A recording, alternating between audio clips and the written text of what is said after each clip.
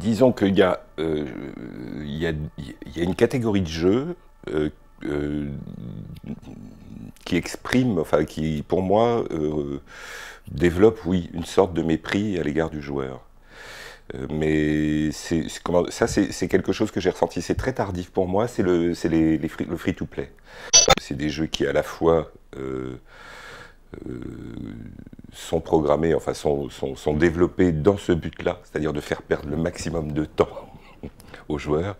Et c'est vraiment, c'est parfois assez diabolique, et puis c'est comment dire, c'est même assez, c'est très sophistiqué, puis c'est assez intéressant à voir aussi, de comment on fait pour accrocher quelqu'un sur des mois, des années, et comment on fait aussi pour accrocher son porte-monnaie, quoi, parce que c'est quand même ça le principe du soi-disant free-to-play.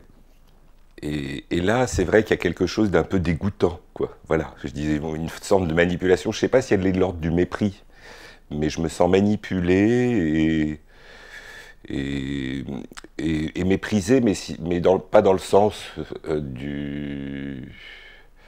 Parce que voilà, le mépris, c'est une notion très compliquée, en fait, pour moi, je m'aperçois. Moi, j'ai une notion un peu kantienne, si je puis dire, du mépris. Non, mais c'est enfin, bon, un peu voilà, pédant, mais en fait, c'est très simple. C'est cette idée que le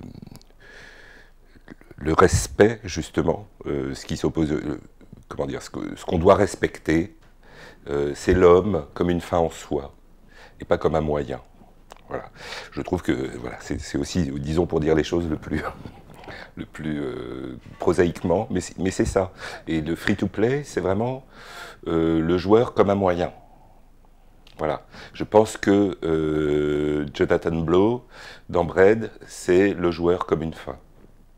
Voilà. C'est ça que je peux... Pour moi, la balance entre mépris et respect, elle est de ce côté-là.